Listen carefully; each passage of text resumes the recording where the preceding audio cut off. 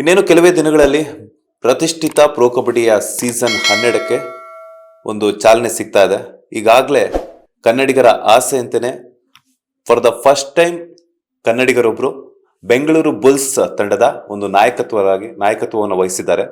ಸದ್ಯ BC Ramesh sir ನಮ್ಮ ಜೊತೆ ಜಾಯ್ನ್ ಆಗ್ತಾ ಇದ್ದಾರೆ. ಬಾಸ್ ಟಿವಿ ಜೊತೆ ಬೆಂಗಳೂರು ಬುಲ್ಸ್ ತಂಡದ ಒಂದು ಕ್ಯಾಪ್ಟನ್ ಆಗಿ ಹೊರಹೊಮ್ಮಿದ್ದಾರೆ, ಒಂದು ಬಡ್ತಿಯನ್ನ ಪಡೆದಿದ್ದಾರೆ. ಸೊ ಒಂದಷ್ಟು ವಿಷಯಗಳನ್ನ ನಮ್ಮ ಜೊತೆ ಚರ್ಚೆ ಮಾಡ್ತಾ ಹೋಗ್ತಾರೆ. ಸರ್, ಮೊದಲನೇದಾಗಿ ನಮಸ್ತೆ, ಹೇಗಿದ್ದೀರಾ? ನಮಸ್ತೆ, ಆರಾಮಿದ್ದೀನಿ ನಾನು. ಕಂಗ್ರ್ಯಾಚುಲೇಷನ್ ಸರ್, ಫಸ್ಟ್ ಟೈಮ್ ಕನ್ನಡಿಗರೊಬ್ರು ಬೆಂಗಳೂರು ಬುಲ್ಸ್ ತಂಡದ ಒಂದು ಕ್ಯಾಪ್ಟನ್ ಆಗಿರೋದಕ್ಕೆ ಹೇಗೆ ಅನಿಸ್ತಿದೆ? ಆ ಒಂದು ಕ್ಯಾಪ್ಟನ್ ವೈಬ್ಸ್ ಎಲ್ಲ ಖುಷಿ ಆಗ್ತಿದೆ. ನಾನು ಸೀಸನ್ 6ನಲ್ಲಿ ಬೆಂಗಳೂರು ತಂಡದ ತರಬೇತಿದಾರ ಆಗಿದ್ದೆ. ಅದ ನಂತರ ಸೀಸನ್ 12ಗೆ ನನ್ನನ್ನು ಮತ್ತೆ ಬೆಂಗಳೂರು ಬುಲ್ಸ್ ಆಯ್ಕೆ ಮಾಡಿದ್ದಾರೆ ತರಬೇತಿದಾರನಾಗಿ. ದೊಡ್ಡ ಜವಾಬ್ದಾರಿ ಇದೆ ನನ್ನ ಮೇಲೆ ಇವಾಗ. ಬೆಂಗಳೂರು ಬುಲ್ಸ್ನಲ್ಲಿ ಒಬ್ಬ ಕನ್ನಡಿಗ ರಮೇಶನ್ನ ಕರೆದು ಕೋಚ್ ಮಾಡಿಸುವಂಥ ಯೋಚನೆ ಅವ್ರಿಗೆ ಬಂದು ನನಗೊಂದು ದೊಡ್ಡ ಒಂದು ಸ್ಥಾನಮಾನ ಕೊಟ್ಟಿದ್ದಾರೆ. ಅದನ್ನು ನಾನು ನಿಭಾಯಿಸಬೇಕು, ಟೀಮ್ನ ಒಳ್ಳೆ ಉತ್ತಮ ತಂಡ ಮಾಡಬೇಕು ಅನ್ನೋದು ನನ್ನ ಆಸೆ ಇದೆ. 12 ವರ್ಷಗಳಿಂದನೂ ಸಹ ಸೋಷಿಯಲ್ ಮೀಡಿಯಾದಲ್ಲಿ ಒಂದು ಅಭಿಯಾನ ಶುರುವಾಗಿತ್ತು. ಬಿಕಾಸ್ ಯಾಕಂತಂದ್ರೆ ಕನ್ನಡಿಗರೊಬ್ಬರು ಬರಬೇಕು, ಬಿಕಾಸ್ ನಿಮ್ಮ ಒಂದು ತರಬೇತಿಯನ್ನು ಸಹ ಬೇರೆ ಒಂದು ತಂಡಗಳು ಕೊಟ್ಟಿದ್ರು ಕೂಡ ಕನ್ನಡಿಗರಲ್ಲೆಲ್ಲನೂ ಒಂದು ಆಸೆ ಇತ್ತು. ನೀವು ಕೋಚಿಂಗ್ ಕೊಟ್ಟಿರುವಂತಹ ತಂಡಗಳೆಲ್ಲನೂ ಸಹ ಒಂದಷ್ಟು ಗೆದ್ದಿದ್ವು ಕೂಡ. ಸೊ ಹಾಗಾಗಿ ನಮ್ಮ ಕನ್ನಡಿಗರು ಬರಬೇಕು, ನಮಗೆ ನಿಮ್ಮ ಹತ್ರ ಒಂದು ತರಬೇತಿನ ಪಡ್ಕೋಬೇಕು, ನಮ್ಮ ಒಂದು ಪ್ರೊ ಕಬಡ್ಡಿಯಲ್ಲಿ ಬೆಂಗಳೂರು ಬುಲ್ಸ್ ತಂಡ ಅಂತ ಹೇಳ್ಬಿಟ್ಟು. ಸೊ ಈಗ ಫೈನಲಿ ಆಗಿದ್ದೀರಾ, ಕ್ಯಾಪ್ಟನ್ ಆಗಿದ್ದೀರಾ, ಹೇಗೆ ಅನ್ನಿಸ್ತಿದೆ ಅಂಡ್ ಏನ್ ಹೇಳಕ್ ಇಷ್ಟಪಡ್ತೀರಾ ಒಂದು ಜನರ ಪ್ರೀತಿಗೆ? ಇಡೀ ದೇಶಾದ್ಯಂತ ಪ್ರೊ ಕಬಡ್ಡಿನಲ್ಲಿ ಬೆಂಗಳೂರು ಬುಲ್ಸ್ಗಷ್ಟು ಇರೋವಂಥ ಅಭಿಮಾನಿಗಳು ಇನ್ನೆಲ್ಲೂ ಇಲ್ಲ, ಯಾವ ಟೀಮ್ನಲ್ಲೂ ಇಲ್ಲ. ಅಷ್ಟು ಬೆಂಗಳೂರು ಬುಲ್ಸ್ ಅಂದರೆ ಮತ್ತು ಗ್ರಾಮೀಣ ಕ್ರೀಡೆ ಆದಂಥ ಕಬಡ್ಡಿ ಕ್ರೀಡೆಗೆ ಭಾಳ ಒತ್ತು ಕೊಡ್ತಾರೆ ನಮ್ಮ ರಾಜ್ಯದ ಜನ. ಖುಷಿ ಪಡ್ತಾರೆ ಈ ಗೇಮ್ನ. ನಮ್ಮ ದೇಶೀಯ ಕ್ರೀಡೆದು ನಮ್ಮ ಕ್ರೀಡೆ, ನಮ್ಮ ಒಳ್ಳೊಳ್ಳೆ ಆಟಗಾರರು ಹುಟ್ಟಿದಂಥ ಈ ಕರ್ನಾಟಕದ ಇದರಲ್ಲಿ ಬೆಂಗಳೂರು ಬುಲ್ಸ್ಗೆ ಭಾಳ ದೊಡ್ಡ ಮಾನ್ಯತೆ ಕೊಡ್ತಾ ಇದ್ರು ಎಲ್ಲರೂ. ಅಭಿಮಾನಿಗಳು ಅಷ್ಟೇ, ಹುಚ್ಚು ಅಭಿಮಾನಿಗಳು. ಎಷ್ಟು ಕಬಡ್ಡಿಗೆ ಅಂದರೆ ಎಷ್ಟು ಪ್ರಾಣ ಬಿಡ್ತಿದ್ರು. ಬೆಂಗಳೂರು ಬುಲ್ಸ್ ಪ್ರತಿ ವರ್ಷ ಈ ಸಲ ಕಪ್ ನಮ್ಮದೇ, ಈ ಸಲ ಕಪ್ ನಮ್ಮದೇ ಅಂತೇಳಿ ಅಭಿಮಾನಿಗಳು ತುಂಬಾ ಬೆಂಗಳೂರು ಬುಲ್ಸ್ಗೆ ಸಪೋರ್ಟ್ ಮಾಡಿಕೊಂಡೇ ಬಂದರು ಹಿಂದೆಯಿಂದ. ಕಳೆದ ಒಂದೆರಡು ಸಾರಿಯಿಂದ ಬೆಂಗಳೂರು ಬುಲ್ ತಂಡ ಕ್ವಾಲಿಫೈಡ್ ಕೂಡ ಆಗಲಿಲ್ಲ. ಬಟ್ ತುಂಬಾ ನೊಂದ್ಕೊತಿದ್ರು. ಎಲ್ಲೇ ನಾವು ರಾಜ್ಯಾದ್ಯಂತ ಎಲ್ಲೇ ಓಡಾಡ್ತಿದ್ದಾಗ ಎಲ್ಲ ಕಡೆನೂ ಅಭಿಮಾನಿಗಳು ಸಿಕ್ಕಿ ನಮ್ಮನ್ನು ಕೇಳೋರು, ಸರ್ ನೀವು ಯಾಕೆ ಬೆಂಗಳೂರು ಬುಲ್ಸ್ಗೆ ಬರಲ್ಲ, ಬೇರೆ ತಂಡಗಳ ಕೋಚ್ ಆಗ್ತೀರಾ, ಆ ಟೀಮೆಲ್ಲ ಫೈನಲ್ ಬರುತ್ತೆ, ಗೆಲ್ಲುತ್ತೆ, ಚಾಂಪಿಯನ್ ಆಗುತ್ತೆ, ಕೆಲವೊಂದು ಟೈಮ್ ಫೈನಲ್ ಬರುತ್ತೆ, ನೀವು ಯಾಕೆ ಬೆಂಗಳೂರಲ್ಲೇ ಉಳಿಬಾರ್ದು ಅಂತ. ನಮಗೂ ಎಲ್ಲೋ ಒಂದು ಆ ಪ್ರಶ್ನೆ ತುಂಬಾ ಟಫ್ ಆಗಿ ಕಾಣಿಸ್ತಾ ಇತ್ತು ಅವ್ರು ಕೇಳೋವಂಥ ಪ್ರಶ್ನೆ. ಯಾಕಂದರೆ ಬೆಂಗಳೂರು ಬುಲ್ಸ್ ಇಚ್ಛೆ ಪಡೆದಿರೋ ನಾನು ಬಂದು ಬೆಂಗಳೂರು ಬುಲ್ ನಾನೇ ಬರ್ತೀನಿ ಅಂತ ಕೇಳಿದ್ರು ಕೂಡ ಆ ಸಂದರ್ಭ ಇರಲಿಲ್ಲ ನಾನಿಲ್ಲಿ ಸೇರಲಿಕ್ಕೆ. ಈಗ ಒಂದು ಅವಕಾಶ ನನ್ನ ಮೇಲೆ ವಿಶ್ವಾಸ ಮಾಡೋದು, ನಾನು ಇದ್ದಂಥ ತಂಡಗಳನ್ನೆಲ್ಲ ಒಂದು ಉತ್ತಮ ತಂಡಗಳನ್ನ ಕಟ್ಟಿರೋದ್ರಿಂದ ಈ ಸಲ ರಮೇಶ್ನೇ ಕರ್ಕೊಂಬರ್ಬೇಕು ಅಂತ ಯೋಚನೆ ಮಾಡಿ ನನ್ನ ಹತ್ರ ಡಿಸ್ಕಷನ್ ಮಾಡಿದ್ರು. ಸ್ವಲ್ಪ ದಿನದ ಹಿಂದೆಯಿಂದನೂ ಮಾಡಿದ್ರು. ನನಗೂ ಬೆಂಗಳೂರು ಬುಲ್ನಲ್ಲೇ ಬರಬೇಕು. ಫೈನಲಿ ನಾವು ಇರೋದೇ ಬೆಂಗಳೂರಿನಲ್ಲಿ. ಸರಿ, ನಾವು ಬೆಂಗಳೂರು ಬುಲ್ನ ನೋಡುವ, ಬೆಂಗಳೂರು ತಂಡನೂ ಒಳ್ಳೆ ತಂಡ ಮಾಡುವ ರಾಜ್ಯಾದ್ಯಂತ ಮತ್ತು ದೇಶಾದ್ಯಂತ ಬೆಂಗಳೂರು ಬುಲ್ಸ್ ತಂಡ ಒಂದು ಉತ್ತಮ ತಂಡ ಅನ್ನೋದನ್ನ ತೋರಿಸ್ಬೇಕು. ಅಭಿಮಾನಿಗಳು ಖುಷಿ ಆಗಿರಬೇಕು. ಅವ್ರು ಕೊಟ್ಟಂಥ ಜವಾಬ್ದಾರಿ ಇರುತ್ತಲ್ಲ, ಈ ಬೆಂಗಳೂರು ಬುಲ್ಸ್ ಮೇಲಿರೋಂಥ ಪ್ರೀತಿಗೆ, ಬೆಂಗಳೂರು ಬುಲ್ಸ್ ಕೊಟ್ಟಂಥ ನನ್ನ ಜವಾಬ್ದಾರಿಗೆ ತಂಡ ಮೇಲೆ ಬರಬೇಕು. ತಂಡ ಮೇಲೆ ಬಂದಾಗಷ್ಟೇ ನಮಗೆ ಒಂದೊಳ್ಳೆ ಗೌರವ ಸಿಗುತ್ತೆ. ಅದರಿಂದ ನಮ್ಮ ಕ್ರೀಡೆನ ನಾವು ಉಳಿಸ್ಕೊಳ್ಬೇಕಾದ್ರೆ ಈ ತಂಡ ನಮ್ಮ ರಾಜ್ಯದಲ್ಲಿ ತುಂಬ ಇಂಪಾರ್ಟೆಂಟ್ ಇತ್ತು. ಭಾಳಷ್ಟು ನಮ್ಮ ದೇಶದಲ್ಲಿ ಒಳ್ಳೊಳ್ಳೆ ಆಟಗಾರರಿದ್ದಾರೆ. ಸೌತ್ ಇಂಡಿಯಾದಲ್ಲೂ ಒಳ್ಳೊಳ್ಳೆ ಆಟಗಾರಿದ್ದಾರೆ. ನಮ್ಮ ರಾಜ್ಯದಲ್ಲೂ ಒಳ್ಳೊಳ್ಳೆ ಆಟಗಾರನ ಕರೆತಂದು ಆ ಆಟಗಾರ ತರಬೇತಿ ಕೊಟ್ಟು ಬೆಂಗಳೂರು ಬುಲ್ಸ್ನ ಮತ್ತೆ ಚಾಂಪಿಯನ್ ಮಟ್ಟಕ್ಕೆ ತಗೊಂಡೋಗುವಂಥ ಕೆಲಸ ನನ್ನಿಂದ ಆಗಬೇಕಾಗಿದೆ. ಈಗ ಈ ಹಿಂದೆ ನೀವು ಬೆಂಗಾಲಿ ವಾರಿಯರ್ಸ್ ಆಗಿರ್ಬೋದು, ಪುಣೆ ಟೀಮ್ ಆಗಿರ್ಬೋದು, ಅದ್ರ ಜೊತೆಗೆ ಬೆಂಗಳೂರು ಅಸೋಸಿಯೇಟ್ ಕೋಚ್ ಆಗಿದ್ಲು ಕೂಡ ನೀವು ಕಪ್ ಗೆದ್ದಿತ್ತು ಬೆಂಗಳೂರು ಬುಲ್ಸ್. ಸೊ ಈಗ ಫುಲ್ ಫ್ಲೆಡ್ಜ್ ಆಗಿ ಕೋಚ್ ಆಗಿದ್ದೀರಾ ಅಂಡ್ ಅದು ನಮ್ಮ ಬೆಂಗಳೂರಿಗೆ ನಿಮ್ಮ ಕನ್ನಡಿಗರಾಗಿರುವಂಥದ್ದು ಒಂದು ಶಕ್ತಿ ಸಿಗುತ್ತೆ. ಸೊ ಯಾವ ರೀತಿ ಎಲ್ಲ ಒಂದು ಸ್ಟ್ರಾಟಜೀಸ್ ಆಗಿರ್ಬೋದು, ಪ್ಲಾನಿಂಗ್ಸ್ ಆಗಿರ್ಬೋದು, ಈ ಸಲ ಬೆಂಗಳೂರು ಬುಲ್ಸ್ ಕಪ್ ಗೆಲ್ಲೋದಕ್ಕೆ ಯಾವ ರೀತಿ ಅಂತ ಪ್ಲಾನಿಂಗ್ ಹಾಗೇನೆ ತರಬೇತಿಯನ್ನ ಮಾಡ್ತಿದ್ದೀರಾ ಅಂತ? ಅದೇ ಈ ಸಲ ಗೆಲ್ಲಬೇಕಂದ್ರೆ ಈಗ 12ನೇ ನಂಬರಲ್ಲಿದೆ ಇದು ಟೀಮು. ಬೆಂಗಳೂರು ಬುಲ್ಸ್ ಈ ಸಾರಿ, ಕಳೆದ 2 ಸಾರಿಯಿಂದ. ಈ ಸಲ ನಾನು ಆಕ್ಷನಲ್ಲಿ ಹೋದರೂ ಕೂಡ ಒಂದು 2-3 ಜನ ಆಟಗಾರ ಸಿಗ್ತಾರೆ. ಇದು ಒಂದು ಟೀಮ್ ಗೇಮ್. ಇದು ಟೀಮ್ ಗೇಮ್ನಲ್ಲಿ ಒಟ್ಟಾರೆ ಒಂದು 12 ಜನ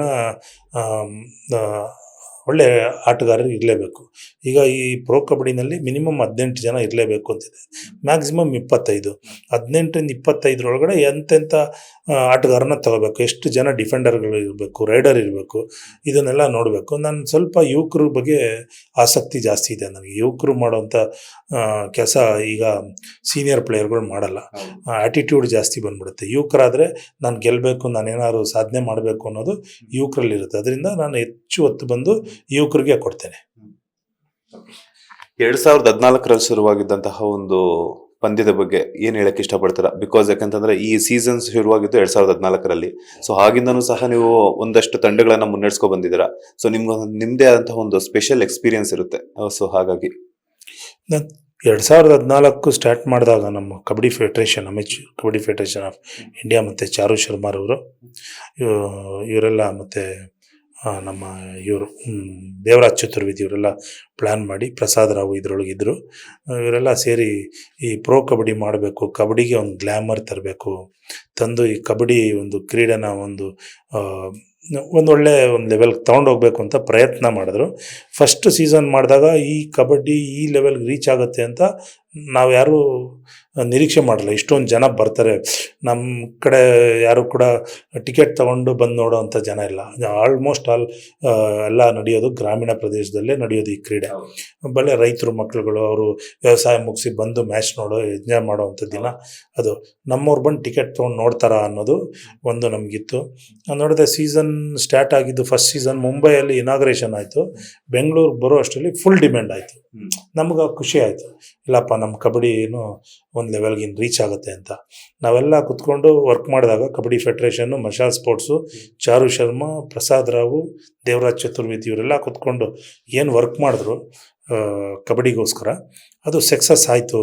ಇನ್ನು ಈ ಕಬಡ್ಡಿ ನಿಲ್ಲಲ್ಲ, ಕಬಡ್ಡಿ ಪ್ಲೇಯರ್ಸು ಫಿಲಮ್ ಸ್ಟಾರ್ ಲೆವೆಲ್ಗಿಂತನೂ ಜಾಸ್ತಿನೇ ಹೋಗ್ತಾನೆ, ಅವನಿಗೂ ಆದಂಥ ದೊಡ್ಡ ಅಭಿಮಾನ ಬಳಗ ಇನ್ನು ಸೇರ್ತದೆ. ಈ ಕ್ರೀಡೆ ಒಂದು ಒಳ್ಳೆಯ ಒಂದು ಹೆಜ್ಜೆ ಇಡುತ್ತೆ ಮುಂದಿನ ದಿನಗಳಲ್ಲಿ. ಈ ಕಬಡ್ಡಿ ಕ್ರೀಡೆನ ಇನ್ನು ಮುಂದೆ ಎಲ್ಲ ICIC CBSE ಓದೋವಂಥ ಮಕ್ಕಳುಗಳೆಲ್ಲ ಬಂದು ಆಡ್ತಾರೆ. ಹಿಂದೆ ಕಬಡ್ಡಿ ಬರೀ ಸರ್ಕಾರಿ ಶಾಲೆಯಿಂದ ಬಂದಂಥ ಮಕ್ಕಳೇ ಆಡ್ತಿದ್ರು, ಇನ್ನು ಮುಂದೆ ಎಲ್ಲರೂ ಬಂದು ಆಡ್ತಾರೆ. ಈ ಕಬಡ್ಡಿ ಮುಂದೆ ದೊಡ್ಡ ಒಂದು ಭವಿಷ್ಯ ಇದೆ ಅನ್ನೋದು ಖುಷಿ ಆಯಿತು. ಅದೇ ಥರದಲ್ಲಿ ಸಕ್ಸಸ್ ಆಗಿದೆ. ಇವಾಗಲೂ ಒಂದು ಒಳ್ಳೆ ಒಂದು ದಾರಿನಲ್ಲಿ ಹೋಗ್ತಾ ಇದೆ, ಒಂದು ಉತ್ತಮ ದಾರಿಲಿ ಹೋಗ್ತಾ ಇದೆ. ನಮ್ಗೆ ಆಸೆ ಇರೋದು ಈ ಇಡೀ ದೇಶಾದ್ಯಂತ ಕ್ರಿಕೆಟ್ ಎಷ್ಟು ಅಭಿಮಾನಿಗಳಿದ್ದಾರೆ, ಇದಕ್ಕಿಂತ ಅಭಿಮಾನಿಗಳು ಕಬಡ್ಡಿಗೆ ಸಿಗಬೇಕು ಅಂತ. ಯಾಕಂದರೆ 40 ನಿಮಿಷದ ಗೇಮ್ನಲ್ಲಿ ಭಾಳ thrilling, man to man contact game, ಮತ್ತು ಬರೀ ತಾಕತ್ತು ಅಷ್ಟೇ ಬೇಕಲ್ಲ, ಬುದ್ಧಿ ಬೇಕು. ಹೇಗೆ ಟೀಮ್ ಆಡಿಸ್ಬೇಕು, ಹೇಗೆ ಆಪೋನೆಂಟ್ ಟೀಮ್ ಒಳಗಡೆ ಹೋಗಿ ಅವ್ರನ್ನ ಮುಟ್ಕೊಂಬರ್ಬೇಕು, ತಪ್ಸ್ಕೊಂಡು ಬರಬೇಕು, ಇವೆಲ್ಲ ಇರೋಂಥ ಒಂದು ಉತ್ತಮ ತಂಡ. ಯಾಕಂದರೆ ಹಿಟ್ಲರ್ ಕಾಲದಲ್ಲಿ 1934 ಯಾವ ಟೈಮ್ನಲ್ಲೂ ಜರ್ಮನಿನಲ್ಲಿ ಒಲಿಂಪಿಕ್ಸ್ನಲ್ಲಿ ಡೆಮೋನ್ಸ್ಟ್ರೇಷನ್ ಮ್ಯಾಚ್ ನಡೆಸಿದರು ಕಬಡ್ಡಿ.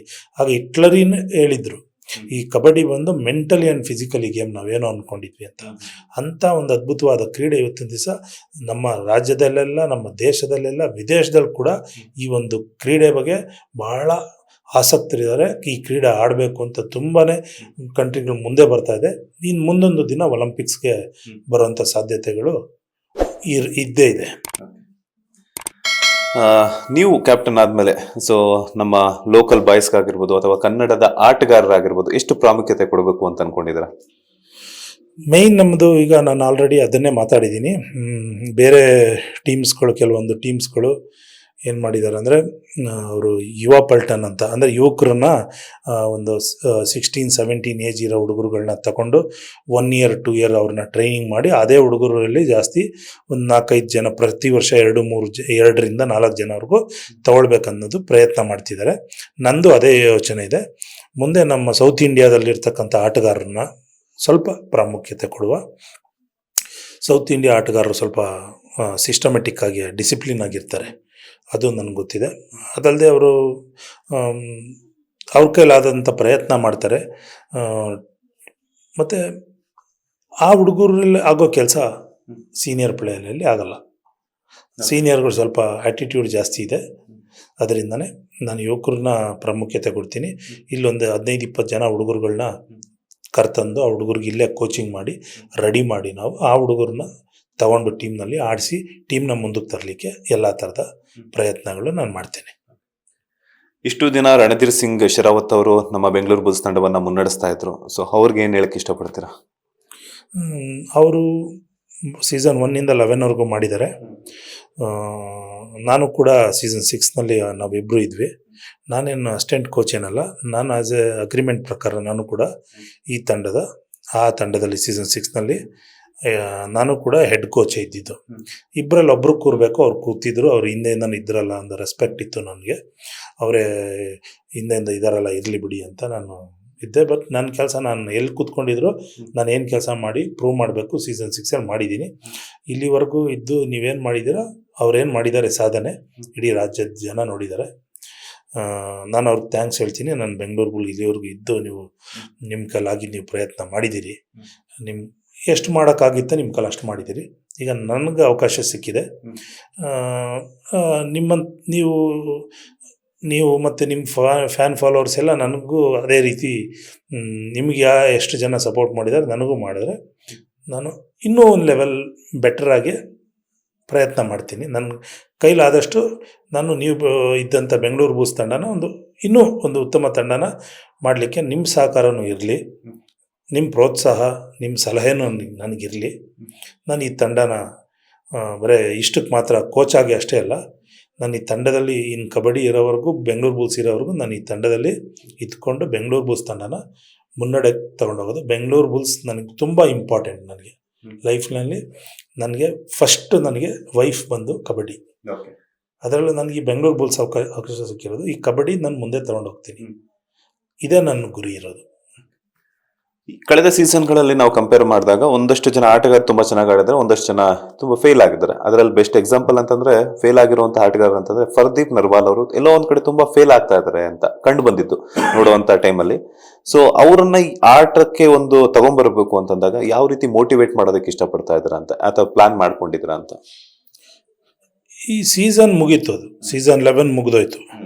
ಇನ್ನು ನಾನು ಎಲ್ಲೇ ಹೋದರೂ, ಯಾವುದೇ ಟೀಮ್ಗೆ ಹೋದರೂ ನನ್ನದೇ ಆದಂಥ ಕಾನ್ಸೆಪ್ಟ್ ಇದೆ. ನನಗೆ ಬೇಕಾದಂಥ ಆಟಗಾರರನ್ನೇ ನಾನು ತಗೊಳ್ಳೋದು. ನಾನು ಯಾರನ್ನು ತಗೊಳ್ಳಲ್ಲ ಅನ್ನೋದು ನಾನು ಈಗ ಆಕ್ಷನ್ ಮುಂಚೆ ನಾನು ಹೇಳಲಿಕ್ಕೆ ಬರೋದಿಲ್ಲ. ಯಾರು ಇರ್ತಾರೆ, ಯಾರು ಕೋಚಿಂಗ್ ಕೊಡಬೇಕು ಏನು ಅನ್ನೋದಲ್ಲ. ಒಟ್ಟಾರೆ ಎಂಥ ಪ್ರತಿಭಾನ್ವಿತರು ಈ ಟೀಮ್ನಲ್ಲಿ ಇದ್ದರೂ ಕೂಡ ಟೀಮ್ ಪೊಸಿಷನ್ ಬಂದು 12ನೇ ನಂಬರ್. ಈ 12ನೇ ನಂಬರಿಂದ ನಾನು 1ನೇ ನಂಬರ್ ತರಲಿಕ್ಕೆ ನಂದು ಭಾಳ ಒಂದು ಕಷ್ಟದ ಪ್ರಯತ್ನ ಮಾಡಬೇಕು. ತುಂಬಾ ಕಷ್ಟ ಬೀಳಬೇಕು. ನೊಂದೇ ಹುಡುಗರನ್ನ ಅಲ್ಲಿಂದ ಇಲ್ಲಿಂದ ಹುಡುಕಬೇಕು. ಆ ಹುಡುಗರುಗಳನ್ನ ಒಗ್ಗೂಡಿಸಿ ತಗೊಂಬಂದು ಒಂದು ಕಡೆಗೆ ಅವ್ರನ್ನ ಸೇರಿಸಿ ಅವ್ರನ್ನ ರೆಡಿ ಮಾಡಿ ಆ ಲೆವೆಲ್ಗೆ ಮಾಡಬೇಕು ಅಂದರೆ ನನಗೂ ಸ್ವಲ್ಪ ಟೈಮ್ ಹಿಡಿಯುತ್ತೆ. ಬಟ್ ನಾನು ಟೀಮ್ ಅಂತೂ ಬದಲಾಯಿಸಿ ಒಳ್ಳೊಳ್ಳೆ ಆಟಗಾರನ ತರಲಿಕ್ಕೆ ನಾನು ಪ್ರಯತ್ನ ಮಾಡ್ತೀನಿ. ನಮ್ಮ ಅಭಿಮಾನಿಗಳಿಗೆ ನಿರಾಸೆ ಮಾಡಲ್ಲ, ಒಂದು ಒಳ್ಳೆ ತಂಡ ಕಟ್ಕೊಡ್ತೀನಿ. ಪ್ರಪ್ರಥಮ ಬಾರಿಗೆ ಖೋಖೋ ವರ್ಲ್ಡ್ ಕಪ್ ಕೂಡ ಆಯೋಜನೆ ಆಯಿತು. ಸೊ ಗ್ರಾಮೀಣ ಪ್ರತಿಭೆಗಳಿಗೆ ಚಾನ್ಸ್ ಸಿಗುತ್ತಾ ಅಂತ? ಖೋಖೋ ವರ್ಲ್ಡ್ ಕಪ್ ಆಗಿರೋದು ನಿಜವಾಗ್ಲೂ ಸಂತೋಷದ ವಿಚಾರ. ಖೋಖೋ ಕಬಡ್ಡಿ ಆಡಿದಂಥ ಆಟಗಾರರು ನಮ್ಮ ಜೀವನದಲ್ಲಿ ಏನು ಬೇಕಾದ್ರೂ ಸಾಧನೆ ಮಾಡ್ಬೋದು. ಏನಂದರೆ ಖೋಖೋ ಭಾಳ ಬ್ಯೂಟಿಫುಲ್ ಗೇಮ್. ನಾನು ಕೂಡ ಖೋಖೋ ಆಡಿದ್ದೀನಿ. ಭಾಳ ಥ್ರಿಲ್ಲಿಂಗ್ ಗೇಮ್ ಅದು. ತುಂಬ ಸ್ಪೀಡ್ ಇರಬೇಕು, ತುಂಬ ಆ್ಯಕ್ಟಿವ್ ಇರಬೇಕು, ಇಂಡೋರೆನ್ಸ್ ಕೆಪಾಸಿಟಿ ಇರಬೇಕು ಅವ್ರಿಗೆ. ಎಷ್ಟು ಇಂಡೋರೆನ್ಸ್ ಕೆಪಾಸಿಟಿ ಇದೆ ಆ ಹುಡುಗ ತುಂಬಾ ಅಚೀವ್ಮೆಂಟ್ ಮಾಡ್ಬೋದು. ಈ ಥರ ಇವಾಗ ವರ್ಲ್ಡ್ ಕಪ್ ಆಗಿರೋದ್ರಿಂದ ಗ್ರಾಮೀಣ ಪ್ರತಿಭೆ ಇದೆಯಲ್ಲ, ಭಾಳಷ್ಟು ಫಿಸಿಕಲ್ ಎಜುಕೇಷನ್ ಟೀಚರು ಅವ್ರ ಶಾಲೆಯಲ್ಲಿ ಗಮನ ಕೊಡೋದೆ ಖೋಖೋ ಕಬಡ್ಡಿ. ಇದಕ್ಕೆ ಹಿಂದೆಯಿಂದನೂ ಗಮನ ಕೊಡ್ತಾ ಇದ್ದೀವಿ ಈ ಕ್ರೀಡೆಗಳಿಗಷ್ಟೇ. ಇತ್ತೀಚಿನ ದಿನಗಳಲ್ಲಿ ವಿದೇಶದ ಕ್ರೀಡೆಗಳಿಗೆ ಭಾಳ ಆಸಕ್ತರಾಗ್ತಾಯಿದ್ರು. ಬಾಸ್ಕೆಟ್ಬಾಲ್ ಆಗ್ಬೋದು, ಕ್ರಿಕೆಟ್ ಆಗ್ಬೋದು, ಶಟಲ್ ಬ್ಯಾಡ್ಮಿಂಟನ್, ಬೇರೆ ಬೇರೆ ಕ್ರೀಡೆಗಳಿಗೆ ಜನರು ಮಾರೋಗ್ತಾಯಿದ್ರು. ಆದರೆ ನಾನೇನು ಹೇಳೋದು ಅಂದರೆ, ನಮ್ಮ ಕ್ರೀಡೆ ಆಡಿ ನೀವು. ನಮ್ಮ ಕ್ರೀಡೆ ಮಣ್ಣು ಮೇಲೆ ಆಡೋವಂಥ ಕ್ರೀಡೆ ಅತಿ ಹೆಚ್ಚಿನದಾಗಿ. ಖೋಖೋ ನೋಡಿ ಮಣ್ಣು ಮೇಲೆ ಆಡೋದು. ಈಗ ಮ್ಯಾಟ್ ಅವರು ಇಂಟ್ರೊಡ್ಯೂಸ್ ಮಾಡಿಕೊಂಡ್ರೆ, ಯಾಕಂದರೆ ಬಿಕಾಸ್ ಆಫ್ ಬೇರೆ ಕಂಟ್ರಿಯವ್ರು ಬರಬೇಕು, ಅವ್ರು ಲೈಕ್ ಮಾಡಬೇಕಂದ್ರೆ ಮಣ್ಣು ಮೇಲೆ ಆಡೋಕ್ಕೆ ಯಾರು ಇಷ್ಟಪಡೋದಿಲ್ಲ. ಈ ಖೋಖೋ ಬಂದಿರೋದ್ರಿಂದ ಇನ್ನು ಭಾಳಷ್ಟು ಗ್ರಾಮೀಣ ಕ್ರೀಡಾಪಟುಗಳಿಗೆ ಅವಕಾಶ ಸಿಗುತ್ತೆ. ಮುಂದೊಂದು ದಿನ ಅದು ಜಾಬ್ ಆಪರ್ಚುನಿಟೀಸು ಖೋ ಆಟಗಾರರಿಗೆ ಸಿಗುತ್ತೆ, ಅವಾರ್ಡ್ಸ್ಗಳು ಸಿಗುತ್ತೆ. Government of Karnataka, central government ಕ್ರೀಡೆಗಳಿಗೆ ಭಾಳ ಒತ್ತು ಕೊಡ್ತಾರೆ. ಮತ್ತು ಈಗ ಕ್ರಿಕೆಟ್ ಹೆಂಗೆ IPL ಬಂದ ನಂತರ ಎಲ್ಲರೂ ಕ್ರೀಡಾಪಟುಗಳು ಫುಲ್ಲು ರಿಲ್ಯಾಕ್ಸ್ ಆದರು, ಅದೇ ರೀತಿ ಕಬಡ್ಡಿಯವರು ರಿಲ್ಯಾಕ್ಸ್ ಆಗಿದ್ದರು ಇಲ್ಲಿವರೆಗೂ. ಖೋ ಕೂಡ ಇನ್ನು ಮುಂದಕ್ಕೆ ಒಂದು ಒಳ್ಳೆ ಹೆಸರು ಮಾಡಿ ನೇಮು ಫೇಮು ಖೋಗೂ ಬಂದು ಜನ ಒಳ್ಳೆ ಸಹಕಾರ ಕೊಟ್ಟು TRP ಚೆನ್ನಾಗಿ ಬಂದು ಆ ಕ್ರೀಡೆನ ಭಾಳಷ್ಟು ಜನ ಇಷ್ಟಪಟ್ಟಲ್ಲಿ ಖೋ ಭಾಳಷ್ಟು ಆಟಗಾರರಿಗೆ ಭವಿಷ್ಯ ಸಿಗುತ್ತೆ, ಉದ್ಯೋಗ ಸಿಗುತ್ತೆ. ಸಂತೋಷ ಆಗ್ತದೆ ನನಗೆ. ನಾನು ಒಬ್ಬ ಈ ದೇಶೀಯ ಕ್ರೀಡೆಗೆ ಸಪೋರ್ಟ್ ಮಾಡೋದ್ರಲ್ಲಿ ನನ್ನ ಕೈನೂ ಖೋಗಿರುತ್ತೆ. ಖೋ ಆಗಿರ್ಬೋದು ಅಥವಾ ಕಬಡ್ಡಿ ಆಗಿರ್ಬೋದು ದೇಸಿ ಕ್ರೀಡೆ ಆಗಿರೋದ್ರಿಂದ ಸೊ ಇನ್ಮೇಲಾದ್ರೂ ಕೂಡ ಒಂದು ಗ್ರಾಮೀಣ ಕ್ರೀಡೆಗಳ ಮೇಲೆ ಒಲವು ಹೆಚ್ಚಾಗುತ್ತಾ ಅಂತ? ಖಂಡಿತ ಹಾಗೆ ಆಗುತ್ತೆ. ಈಗ ಗ್ರಾಮೀಣ ಕ್ರೀಡೆಗಳೇ ಗ್ರಾಮೀಣ ಮಟ್ಟದಲ್ಲಿರೋ ಪ್ಲೇಯರ್ಗಳೇ ಬಂದು ಎಲ್ಲ ಕಡೆನೂ ಅಚೀವ್ಮೆಂಟ್ ಮಾಡ್ತಾರೆ. ಯಾಕಂದ್ರೆ ನಮ್ಮ ಕಬಡ್ಡಿಲಿ ನೋಡಿ ಹೈಯೆಸ್ಟು ಹರಿಯಾಣದಲ್ಲಿ ರೈತರ ಮಕ್ಕಳುಗಳೇ ಜಾಸ್ತಿ ಆಡ್ತಾರೆ. ನಮ್ಮಲ್ಲಿ ಆಲ್ಮೋಸ್ಟ್ 80% ಎಲ್ಲ ಗ್ರಾಮೀಣ ಪ್ರತಿಭೆಗಳೇ ಉಟ್ಕೊತಾ ಇರೋದು. 100% ಇದು ಖೋನ ಮಾಡ್ತಾರೆ. ಈ ಮಿಡ್ಲ್ ಸ್ಕೂಲ್ ಲೆವೆಲಿಂದನೂ ಖೋಗೆ ಭಾಳ ಮಹತ್ವ ಕೊಡ್ತಿದ್ದಾರೆ. ದೈಹಿಕ ಶಿಕ್ಷಣ ಶಿಕ್ಷಕರಾಗಿರ್ಬೋದು, ಮತ್ತು ಪ್ರಿನ್ಸಿಪಾಲ್ ಆಗ್ಬೋದು, ಮತ್ತು ಶಾಲೆಯ ಕಮಿಟಿ ಏನಿರುತ್ತೆ, ಮ್ಯಾನೇಜ್ಮೆಂಟ್ ಕಮಿಟಿ ಎಲ್ಲ ಇಂಥ ಕ್ರೀಡೆಗಳಿಗೆ ಒತ್ತು ಕೊಡ್ತಾ ಇದ್ದಾರೆ. ಕೊಡೋದ್ರಿಂದ ಮಿಡ್ಲ್ ಸ್ಕೂಲ್ ಹೈಸ್ಕೂಲ್ ಲೆವೆಲ್ವರೆಗೂ ಕಬಡ್ಡಿಗೆ ಏನು ತೊಂದರೆ ಇಲ್ಲ. ಇನ್ನು PU ಲೆವೆಲಿಂದ ಡಿಗ್ರಿ ಲೆವೆಲಲ್ಲಿ ಈ ಲೆವೆಲಲ್ಲಿ ಸ್ವಲ್ಪ ಕಮ್ಮಿ ಆಗಿದೆ. ಬಟ್ ಒಲಿಂಪಿಕ್ಸ್ ಅಂತ ನೋಡಿದಾಗ ವಿದೇಶದಲ್ಲಿ ಅಥ್ಲೆಟಿಕ್ಸ್ನಲ್ಲಿ ಬೇರೆ ಎಲ್ಲ ಸ್ಪೋರ್ಟ್ಸ್ನಲ್ಲಿ ಮೈನ್ 16ಇಂದ 25 ಏಜ್ ಒಳಗಡೆನೇ ಎಲ್ಲರೂ ಅಚೀವ್ಮೆಂಟ್ ಮಾಡೋದು. ಅದ್ರ ಮೇಲೆ ಆದವ್ರು ಜಾಸ್ತಿ ಮಾಡಲ್ಲ, ಕಮ್ಮಿ. ಬಟ್ ಈ ಮಿಡ್ಲ್ ಸ್ಕೂಲ್ ಹೈಸ್ಕೂಲ್ ಇರೋದ್ರಿಂದ ಫಸ್ಟ್ PU ಸೆಕೆಂಡ್ PU ಒಳಗಡೆ ಇನ್ನೂ ಕ್ರೀಡಾಪಟುಗಳು ಈ ಕ್ರೀಡೆ ಬಗ್ಗೆ ಆಸಕ್ತರಾಗಿ ಬಂದು ಆಡದಲ್ಲಿ ಮುಂದೊಂದು ದಿನ ಒಳ್ಳೆ ಭವಿಷ್ಯ ಇದೆ ದೇಶೀಯ ಕ್ರೀಡೆಗಳಿಗೆ. ಸರ್, ನೀವು ನ್ಯಾಷನಲ್ ಪ್ಲೇಯರ್ ಆಗಿರೋದ್ರಿಂದ ಈಗ ಕೋಚು ಸಹ ಆಗಿದ್ದೀರಾ. ಸೊ ಏನಂತಂದ್ರೆ ದೇಸಿ ಕ್ರೀಡೆಗಳಿಗಾಗಿರ್ಬೋದು ಅಥವಾ ಗ್ರಾಮೀಣ ಕ್ರೀಡೆಗಳಿಗಾಗಿರ್ಬೋದು ಸರ್ಕಾರಕ್ಕೆ ಮನವಿ ಮಾಡೋದಾದ್ರೆ ಏನೆಲ್ಲ ಸೌಲಭ್ಯಗಳಾಗಿರ್ಬೋದು, ಸೌಕರ್ಯಗಳಾಗಿರ್ಬೋದು, ಅಥವಾ ನೀವೇನೋ ಸಲಹೆ ಕೊಡೋದಾದ್ರೆ ಏನು ಕೊಡ್ತೀರಾ? ಏನು ಎಕ್ಸ್ಪೆಕ್ಟ್ ಮಾಡ್ತೀರಾ ಸೌಲಭ್ಯಗಳನ್ನ? ಹಾಗೇನೆ ಸಲಹೆ ಕೊಡೋದಾದ್ರೆ ಏನು ಸಲಹೆಗಳನ್ನ ಕೊಡ್ತೀರಾ ಅಂತ? ಮುಖ್ಯವಾಗಿ ಏನಂದರೆ ಎಲ್ಲ ಕ್ರೀಡೆಗಳು, ದೇಶೀಯ ಕ್ರೀಡೆ ಆಗ್ಬೋದು, ಯಾವುದೇ ಕ್ರೀಡೆ ನೋಡಿ, ನಮಗಿಂತ ಕಮ್ಮಿ ಜನಸಂಖ್ಯೆ ಇರೋದು ಅಮೇರಿಕಾದಲ್ಲಿ. ಬಟ್ ಅಮೇರಿಕಾ ಟಾಪ್ 1 ಇರುತ್ತೆ ಒಲಿಂಪಿಕ್ಸ್ನಲ್ಲಿ. ಇಡೀ ಪ್ರಪಂಚದಲ್ಲೇ ಹೆಚ್ಚಿನ ಜನಸಂಖ್ಯೆ ಇರತಕ್ಕಂಥ ನಮ್ಮ ದೇಶದಲ್ಲಿ ನಾವು ಮೆಡಲ್ ಟ್ಯಾಲಿಲಿ ಹಿಂದೆ ಇದ್ದೀವಿ, ತುಂಬ ಹಿಂದೆ ಇದ್ದು. ಈಗ ಇತ್ತೀಚಿನ 10 ವರ್ಷದೊಳಗಡೆ ನಾವು ಸ್ವಲ್ಪ ಕ್ರೀಡೆಯಲ್ಲಿ ಒಂದು ಸ್ಥಾನಮಾನ ಗಳಿಸ್ಕೊಂಡ್ವಿ ಒಲಿಂಪಿಕ್ಸ್ನಲ್ಲಿ. ಇನ್ನು ನಂಬರ್ 1ನೇ ಸ್ಥಾನಕ್ಕೆ ಬರಬೇಕು ಅಂತಂದರೆ ಅಕಾಡೆಮೀಸ್ಗಳು ಜಾಸ್ತಿ ಓಪನ್ ಆಗಬೇಕು. ಈಗ ಅಭಿನವ್ ಬಿಂದ್ರಾ ಮತ್ತು ಪ್ರಕಾಶ್ ಪಡ್ಕೋಣೆ, ರಾಹುಲ್ ದ್ರಾವಿಡ್ ಅಕಾಡೆಮಿ ಇದೆಯಲ್ಲ, ಅಲ್ಲಿ ಅದು ಯಾವ ಥರ ಫೆಸಿಲಿಟೀಸ್ ಇದೆ, ಅಲ್ಲಿ ಇರೋಂಥ ಫೆಸಿಲಿಟೀಸ್ಗಳು ನೋಡ್ತಿದ್ರೆ ಭಾಳಷ್ಟು ಕ್ರೀಡಾಪಟುಗಳು ಅಲ್ಲಿಂದ ಬರುವಂಥ ಸಾಧ್ಯತೆಗಳು ಇವೆ ಬೇರೆ ಬೇರೆ ಕ್ರೀಡೆಗಳಲ್ಲಿ. ಆ ಥರ ಅದು ಪ್ರೈವೇಟ್ ಇದು ಇನ್ಸ್ಟಿಟ್ಯೂಟ್, ಅದು ಅವರು ನಡೆಸ್ತಿದ್ದಾರೆ ಅದನ್ನು ಕ್ರೀಡೆಗೋಸ್ಕರ. ಅದೇ ರೀತಿ ರಾಜ್ಯ ಸರ್ಕಾರದವರೇ ಎಲ್ಲ ಸವಲತ್ತುಗಳನ್ನ ಕೊಟ್ಟು ಉನ್ನತ ಆಟಗಾರರುಗಳನ್ನ ಇಟ್ಕೊಂಡು ತರಬೇತುದಾರರಿಗೆ ಒಳ್ಳೆ, ಈಗ ನಮ್ಮಂಥವ್ರಿಗೆಲ್ಲ ಉಪಯೋಗಿಸ್ಕೊಂಡು ಸರ್ಕಾರದವರು ನಮ್ಮಿಂದ ಕೋಚಿಂಗ್ ಮಾಡಿಸೋವಂಥ ಕೆಲಸ.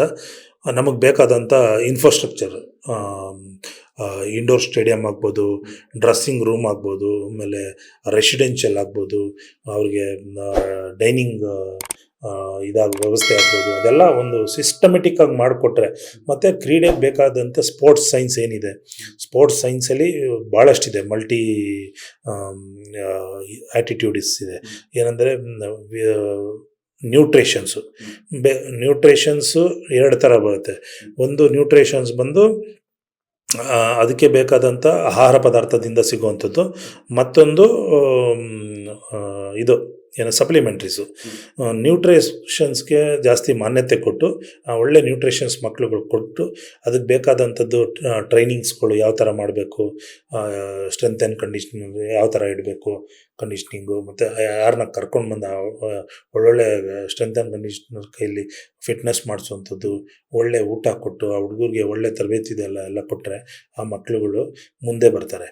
ಇದಕ್ಕೆಲ್ಲ ಸರ್ಕಾರದ ಸಹಕಾರ ಇದ್ದಲ್ಲಿ ಭಾಳಷ್ಟು ಆಟಗಾರರು ಮುಂದೆ ಬಂದೇ ಬರ್ತಾರೆ. ಕನ್ನಡಿಗರಲ್ಲಿ ಯಾಕಂತಂದ್ರೆ ಮೊಟ್ಟ ಮೊದಲ ಬಾರಿಗೆ ನೀವು ಬೆಂಗಳೂರು ಬುಲ್ಸ್ ತಂಡದ ಕ್ಯಾಪ್ಟನ್ ಆಗಿರೋದು ಕನ್ನಡಿಗರಲ್ಲಿ ಯಾವ ರೀತಿ ಸಪೋರ್ಟ್ ಎಕ್ಸ್ಪೆಕ್ಟ್ ಮಾಡ್ತಿದ್ದೀರಾ? ಅದ್ರ ಜೊತೆಗೆ ನಿಮ್ಮ ಪರಿಶ್ರಮ ತುಂಬಾ ಇರುತ್ತೆ. ಬಿಕಾಸ್ ಯಾಕಂತಂದ್ರೆ ಜವಾಬ್ದಾರಿನೂ ಕೂಡ ಜಾಸ್ತಿ ಇರುತ್ತೆ. ಇವತ್ತು ನಮ್ಮ ಕನ್ನಡಿಗರು ಒಬ್ರು ನಮ್ಮ ತಂಡವನ್ನ ಮುನ್ನಡೆಸ್ತಾ ಇದಾರೆ ಅಂತಂದ್ರೆ ಜನಕ್ಕೆ ಎಕ್ಸ್ಪೆಕ್ಟೇಷನ್ಸ್. ಸೊ ಅದು ಯಾವ ರೀತಿ ರಿಕ್ವೆಸ್ಟ್ ಮಾಡಿಸ್ತೀರಾ, ಅಂದ್ರೆ ಲೈಕ್ ಅವ್ರ ಸಪೋರ್ಟ್ ಆಗಿರ್ಬೋದು, ನೀವು ಯಾವ ರೀತಿಯಂತಹ ಪ್ರಿಪರೇಷನ್ಸ್ ಅದ್ರ ಬಗ್ಗೆ ಹೇಳೋದಾದ್ರೆ? ತುಂಬ ಜನ ರಮೇಶ್ ಬೆಂಗಳೂರು ಬುಲ್ಸ್ ಬರಲಿ, ಬೆಂಗಳೂರು ಬುಲ್ಸ್ ಬಂದು ಅವ್ರ ತರಬೇತುದಾರರಾಗಬೇಕು, ಅವರು ಒಳ್ಳೆ ಕೋಚ್ ಅನ್ನೋದು ನನ್ನ ಮೇಲೆ ತುಂಬ ಜನಕ್ಕೆ ನಂಬಿಕೆ ವಿಶ್ವಾಸ ಇದೆ.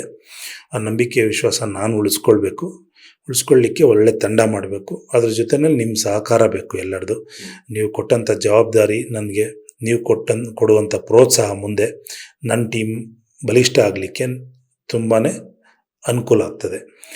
ಮತ್ತು ಬೇರೆ ಎಲ್ಲ ಏನಿದೆ, ಹುಡುಗರನ್ನ ಆಡಿಸೋದು ಮಾಡೋದು ಎಲ್ಲ ನಮ್ಮ ಕೆಲಸಗಳೇನಿದೆ ಅದನ್ನು ನಾನು ಮಾಡಿ ನಿಮ್ಮ ಮುಂದೆ ತೋರಿಸ್ತೀವಿ. ನಿಮ್ಗೆ ಒಳ್ಳೆ ಪ್ರದರ್ಶನ ಕೊಡ್ತೀವಿ. ಒಂದು ಒಳ್ಳೆ ನನಗೆ ಅವಕಾಶ, ನಿಮ್ಮ ಆಶೀರ್ವಾದ, ಎಲ್ಲ ಜನರ ಆಶೀರ್ವಾದ ನನಗಿತ್ತು. ರಮೇಶ್ ಬುಲ್ಸ್ಗೆ ಬರಲಿ ಅಂಥೇಳಿ ನಾನು ಬೆಂಗಳೂರು ಬುಲ್ಸಲ್ಲಿ ಬಂದಿರೋದು ನನಗೂ ಖುಷಿ ಇದೆ. ನೀವು ಕೂಡ ನನ್ನ ತಂಡಕ್ಕೆ ಸಂಪೂರ್ಣ ಸಹಕಾರ ಕೊಟ್ಟು ನನಗೆ ಆಶೀರ್ವಾದ ಮಾಡಿದಲ್ಲಿ ಒಳ್ಳೆ ತಂಡ ನಾನು ಕಟ್ಟಿ ನಿಮ್ಮ ಮುಂದೆ ತೋರಿಸ್ತೇನೆ. Thank you so much sir. ಇಷ್ಟೊತ್ತು ನಮ್ಮ ಬಾಸ್ ಟಿವಿ ಜೊತೆ ಒಂದಷ್ಟು ಮಾಹಿತಿನ ಶೇರ್ ಮಾಡೋದಕ್ಕೆ ಮತ್ತೊಮ್ಮೆ ಎಲ್ಲ ವೀಕ್ಷಕರ ಕಡೆಯಿಂದ ಅಭಿನಂದನೆಗಳನ್ನು ತಿಳಿಸ್ತಾ ಇದ್ದೀನಿ. ಒಳ್ಳೆಯದಾಗಲಿ. All the best. Thank you Ramesh. ಇದಾಗಿತ್ತು ಬೆಂಗಳೂರು ಬುಲ್ಸ್ ತಂಡದ ಕನ್ನಡಿಗರಾಗಿರುವಂತಹ ಕ್ಯಾಪ್ಟನ್ BC ರಮೇಶ್ ಅವರ ಮಾತು. ಕ್ಯಾಮರಾ ಪರ್ಸನ್ ರವಿಚಂದ್ರ ಜೊತೆ ಮಂಜುನಾಥ್ ಶ್ರೀನಿವಾಸ್, ಬಾಸ್ ಟಿವಿ ಕನ್ನಡ, ಬೆಂಗಳೂರು.